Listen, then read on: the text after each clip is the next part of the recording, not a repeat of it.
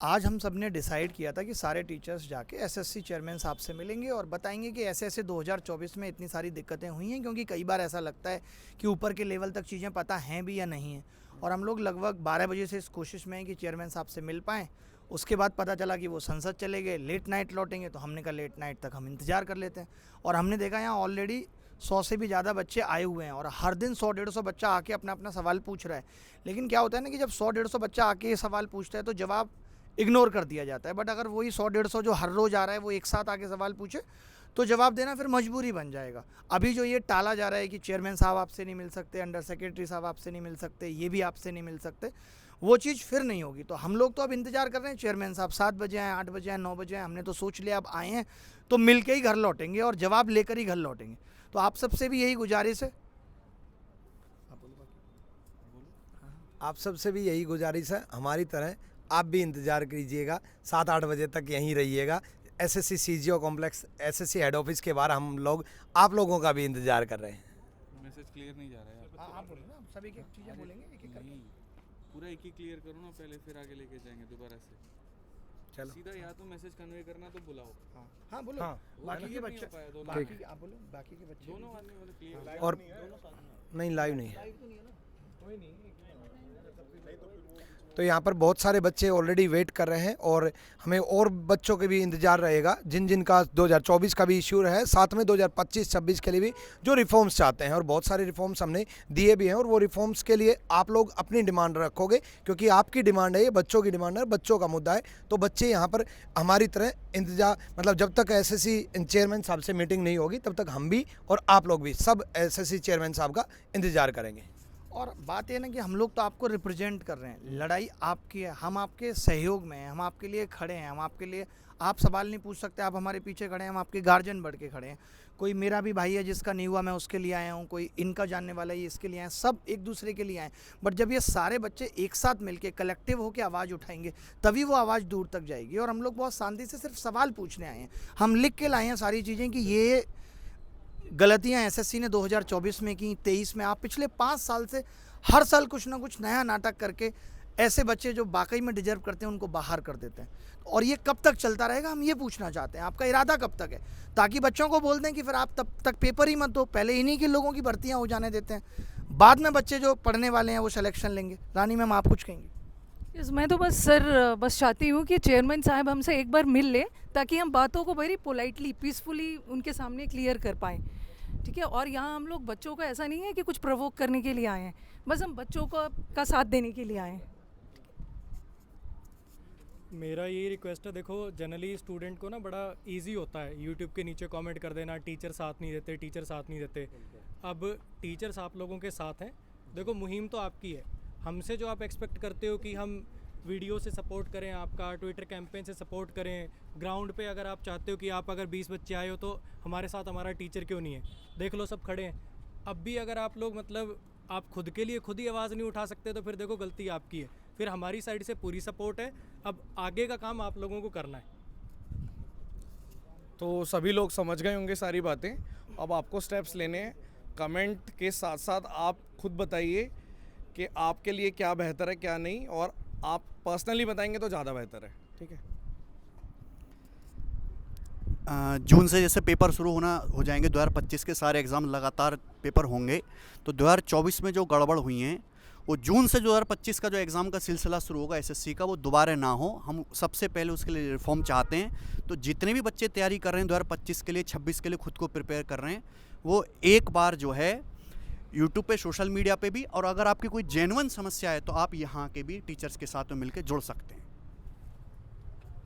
धन्यवाद। और सबसे बड़ी चीज़ ये है कि जहाँ इतने सारे बच्चों के साथ गलत हुआ है, 1200-1400 से ज़्यादा वीडियो यूट्यूब पे हैं, जहाँ बच्चा अलग अलग टीचर से जाके मिल रहा है। मैं खुद इतने पिछले दिनों में 1500 से ज़्यादा बच्चों से मिल चुका, और यहाँ आए हैं हम तो सब बड़े पोलाइट तरीके से बात भी कर रहे हैं, भले ही कुछ बात बन नहीं रही, क्योंकि इनको भी पता है कि चीज़ें तो ख़राब हुई हैं, ये भी ये बात मानते हैं कि चीज़ें ख़राब हुई हैं। बट आप ख़राब कब तक करते रहेंगे? हम आदत डाल लें इसी खराबी की और फिर आवाज़ ना उठाएं। तो आवाज़ जब अब उठ गई है तो अब हम सांस तभी लेंगे जब ये सब चीज़ें ठीक हो जाएंगी। हमें ये लिखित में वेबसाइट पे नोटिस आ जाएगा कि भाई हम 2024 के रिजल्ट को भी एक कमेटी बना के उसका रिव्यू कर रहे हैं, कि किस तरीके से उसको ठीक किया जा सकता है। सोचिए ऐसे ऐसे लोग यहाँ खड़े हैं, ये बच्चा खड़ा है, इसके 344 नंबर है, रॉ स्कोर है इसका 344, AIR 96 दिखा रहा था इसकी, कौन सी वेबसाइट पर, रैंक मित्रा पे, और आज इसको कोई जॉब नहीं मिली है, कोई नौकरी नहीं मिली है। यानी 88%, 89, 90% नंबर लाके भी बच्चा सिलेक्शन नहीं ले रहा है। कल को हालत क्या होगी कि 390 नंबर ले आएंगे 10-15 हज़ार बच्चे, और आपके यहाँ वैकेंसी 8,000 होंगी, फिर आप डेट ऑफ बर्थ के हिसाब से लोगों को नौकरियां दे रहे होंगे। तो आप सबका भी अब खून खोलना चाहिए कि अब आवाज़ उठनी चाहिए, बदलाव बहुत ज़रूरी हो गया है। तो सर 2025 में क्या तो सर क्या जैसे 2025 में 390 नंबर से ज़्यादा लाना पड़ेंगे छात्र को? वही कहीं ऐसा तो नहीं है 410 या 400 लाना पड़े? जब 444 वाले का 96 रैंक है तो कितना बड़ा जोल है एसएससी में। सारे पद बेचे गए। मेरा भी बच्चा 10 साल से जर्नी कर रहा है, कभी 4 प्रश्न गलत, कभी 3 प्रश्न गलत, और अब मैं जो एसएससी से कहना चाहता हूँ ये सब करना छोड़ दो, तो मैं भी ईश्वर के यहाँ जवाब देना है। सारे बच्चे दुखी हैं 2023 वाले से भी, 24 के प्रक्रिया से भी, और हम नहीं चाहते हैं कि 25 में भी उनके साथ में ऐसी कोई घटना हो। ठीक है, तो मैं चाहता हूं यहाँ पर कि जितने बच्चे हैं जो 2023 में भी पीड़ित रहे हैं, जो 2024 में भी पीड़ित रहे हैं, और जिनका आगे भी पेपर है, वो यहाँ पर साथ में आएँ, हम सबके साथ में रहें, और आज हम चेयरमैन साहब से अपने हक की लड़ाई लड़ करके जाएँ और अपनी सारी बातें जो है उनके समक्ष रखें, ताकि उसके बाद कभी कोई दिक्कत ना आ पाए। मेरा सिंपल सा एक ही बात कहना है, हम सारे के सारे सीजो कॉम्प्लेक्स दिल्ली में अभी मौजूद है एसएससी हेडक्वार्टर पे, और बड़े आसानी से आप गूगल मैप पे सर्च कर सकते हैं एसएससी सीजो कॉम्प्लेक्स दिल्ली करके, और यहाँ पर हम रहेंगे। ज़रूरत पड़ी तो हम रात में भी रुकेंगे, ज़रूरत पड़ी तो हम कल भी रुकेंगे, ज़रूरत पड़ी तो हम परसों भी रुकेंगे। हम तब तक नहीं जाएंगे मेरे भाई जब तक हमारी आवाज़ ना सुनी जाए, और जब तक उसके ऊपर में रिटर्न में हमारे सामने कुछ ना आ पाए।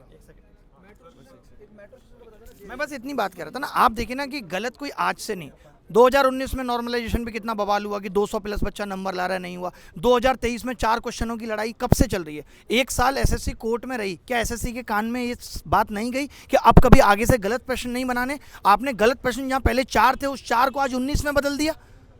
तो आपका तो जो करेज है वो बढ़ता जा रहा है और गलत करने के लिए।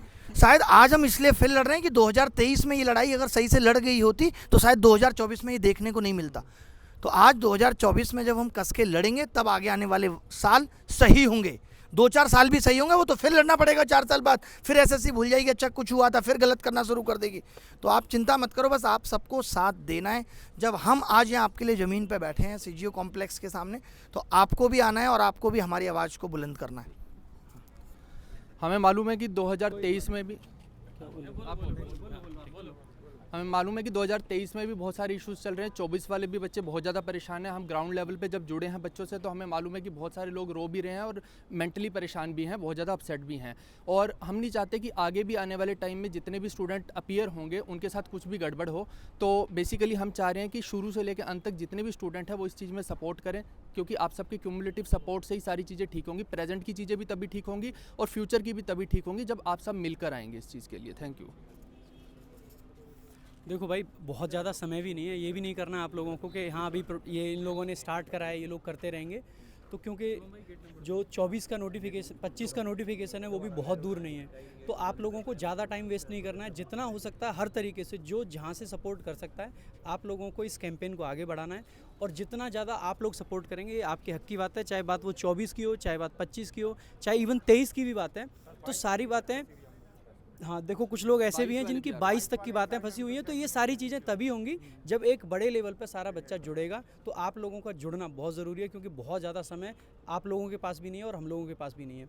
और बाकी एक चीज़ और कहूँगा मैं कि जब तक ये सारे सुधार नहीं हो जाते हैं, यूट्यूब पर कोई क्लास आपको अटेंड नहीं करनी, और जो क्लास ले रहे हो एक बार उनको जम के सुना भी देना है कि आप बच्चों के लिए अल्टीमेटली कर क्या रहे हो। ये क्लास वाला तो कोई एक भी क्लास नहीं होनी चाहिए यूट्यूब पे, मतलब नहीं होनी चाहिए। अगर हम लोग यहाँ पे खड़े हैं तो आप बाकी टीचर्स को भी यहाँ पे खड़े रहना है, चाहे फेस दिखा के खड़े रहिए, चाहे फेस छुपा के खड़े रहिए। सभी लोग सेक्रीफाइस कर रहे हैं और इस चीज़ में सबको साथ देना ही पड़ेगा। देखो होता क्या है ना, वही हमने सभी लोग बोलते हैं ये कर दो वो कर दो, कोई भी रिजल्ट आए, रिजल्ट दिखाने से पहले ये बच्चों की क्वेरी आने लग जाती है, सर ये गड़बड़ी हो गई, सर ये गड़बड़ी हो गई, अब क्या करें। तो यहाँ पे जब हम आए, हम एक चीज़ को लेके नहीं आए कि हमें ये करना है। हमारे पास बहुत सारे मुद्दे हैं और हमें सभी पे काम करना है, क्योंकि ये एक साथ एक टीचर कोई मुद्दा उठाएगा उससे बात नहीं बनेगी। जब सारे लोग कलेक्टिवली सारे मुद्दे रखेंगे तभी कुछ हो सकता है। मुद्दा एक आप लेके चलो या 2 लेके चलो, उससे काम नहीं बनेगा। अब एसएससी में रिफॉर्म्स की बहुत ज़्यादा नीड है। हम देख रहे हैं 2022 से जब से चीज़ें हुई हैं, एसएससी ने डॉक्यूमेंट वेरिफिकेशन ही खत्म कर दिया।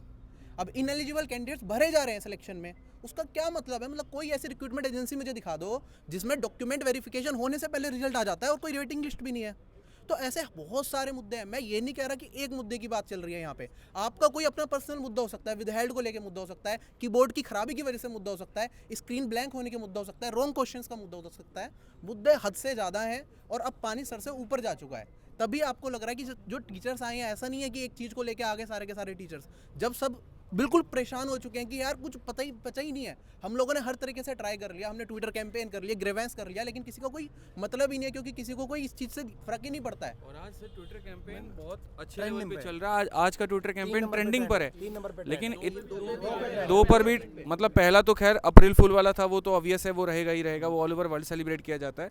लेकिन आज पूरे ट्विटर में 2 नंबर 3 नंबर हमारा ही हैशटैग ट्रेंड हो रहा है, और उसके बाद भी यहाँ पर अगर एसएससी की तरफ से कोई नोटिस नहीं आ रहा है तो समझ लो ये ठेहल है। ठीक है, आकर के सही करना पड़ेगा, और बाकी ये आपका अपना मेरे भाई लड़ाई है, और आपके ही वजह से ये हो पाएगा। हम टीचर्स हैं यहाँ पर, हम आपकी वजह से हैं, और आप जब आएंगे तभी जाकर के मुद्दा आगे बढ़ पाएगा। ठीक है, हम बता सकते हैं, हम बोल सकते हैं, लेकिन लड़ाई आपकी है, ध्यान रखिए इस बात का। हाँ। देखो भाई, आप में से जितने भी बच्चे एसएससी के एग्ज़ाम देते हैं या देने वाले हैं, आप लोग अपनी सारी परेशानी ना हमें यूट्यूब पे कमेंट पे बताते हैं, पर परेशानी उस तक पहुंचनी चाहिए जो सॉल्व कर पाए। बिल्कुल। हम यहाँ पर ना आपके साथ खड़े हैं।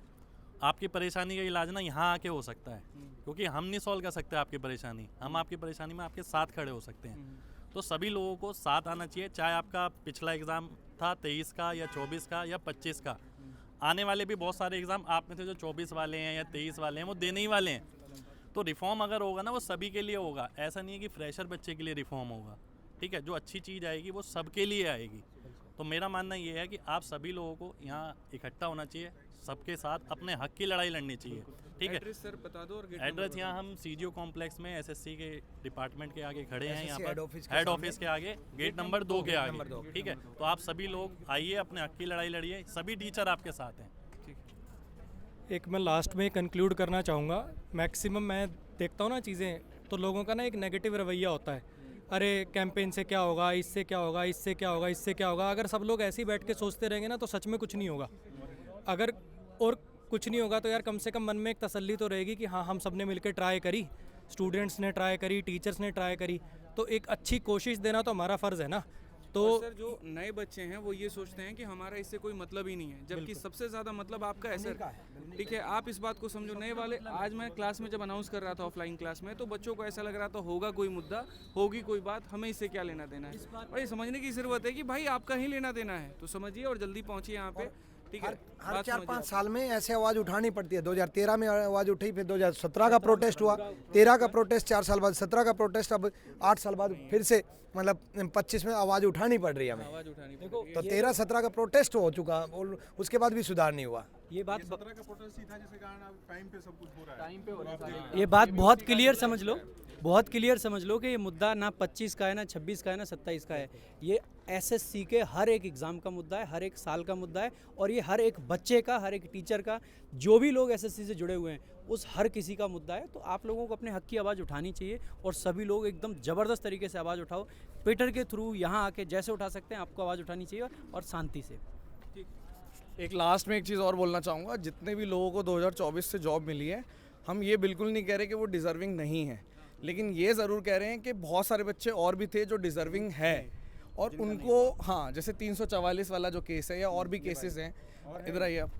तो आप ये मत सोचो कि जिनको जॉब मिल गई है वो सब ऐसे सोचे कि भाई वो डिज़र्विंग नहीं है। डिज़र्विंग हैं आप भी, लेकिन और भी बहुत सारे लोग डिज़र्विंग जो हैं उनका नंबर नहीं है उसमें। बिल्कुल बिल्कुल, बहुत सारे लोगों की जो रैंक है वो बल्कि और ज़्यादा ख़राब हो गई है, उनको और अच्छा मिलना चाहिए था। तो ये बहुत एक इम्पॉर्टेंट पॉइंट है, मैं रखना चाह रहा था। और ये बता दो उनका लास्ट अटेम्प्ट था, ये भी बता दो। लाभ आप बताओ, बोलो। आप सारे भी आओ जल्दी। मेरा नाम योगेश चौहान है। मेरा टेंटेटिव में रो स्कोर 344 था, जो कि मेरा फाइनल में 348 हो गया था। देन नॉर्मलाइजेशन में मेरा स्कोर 346 हो गया। मेरा ये लास्ट अटैम्प्ट था। मैंने लेवल 6 एंड लेवल 7 की पोस्ट भरी हुई थी, और मेरे को अंदाज़ा भी नहीं था। मेरा UR 96 रैंक कर रहा था रैंक मित्रा के हिसाब से, जो कि वेरीफाइड डाटा है जो ज़्यादातर होता है, और जो ओवरऑल रैंक थी वो 66 रैंक कर रही थी। और मुझे लग रहा था कि कुछ ना कुछ तो डेफिनेटली मिल जाएगा अगर थोड़ा बहुत भी हेर फेर होता है, पर मुझे कुछ भी नहीं मिला है। अगर अब मैं ये सोच रहा हूँ कि मैं किसको जाके बोलूँ कि मैं इतना अच्छा अटेम्प्ट करके आया। अब इससे अच्छा क्या कर सकते हैं, मैं तो ये जानना चाहता हूँ। या आगे जो तैयारी कर रहे हैं वो फिर तो आगे ये सोच के चलें कि 360 370 ही है जो शायद उसमें भी शायद रहेगा कि वो आपको पोस्ट दिला सकता है। आज मैं खड़ा हूँ, कल आप भी खड़े हो सकते हैं। ये ऐसी चीज़ है कि तो इनके जैसे और भी बहुत सारे डिजर्विंग कैंडिडेट्स हैं जो प्रेजेंट हैं लेकिन यहाँ प्रेजेंट नहीं है, तो यहाँ प्रेजेंट होंगे तो ज़्यादा अच्छे से समझ में आएगी ये चीज़। मैं बस एक बार यही है कि जो टाइमिंग है वो शाम को 7 से 8 का टाइमिंग दिया हुआ है, तो कोशिश यही होगी कि आप लोग जितना जल्दी यहाँ पर CGO कॉम्प्लेक्स पर पहुँच सकें उतना जल्दी पहुँचिए। अगर किसी को मेट्रो से आना है तो वो JLN मेट्रो स्टेशन है जिसका गेट नंबर 4 है, आप लोग वहाँ पहुँचिए। CGO कॉम्प्लेक्स में सारी टीम यहाँ पर आपके साथ है।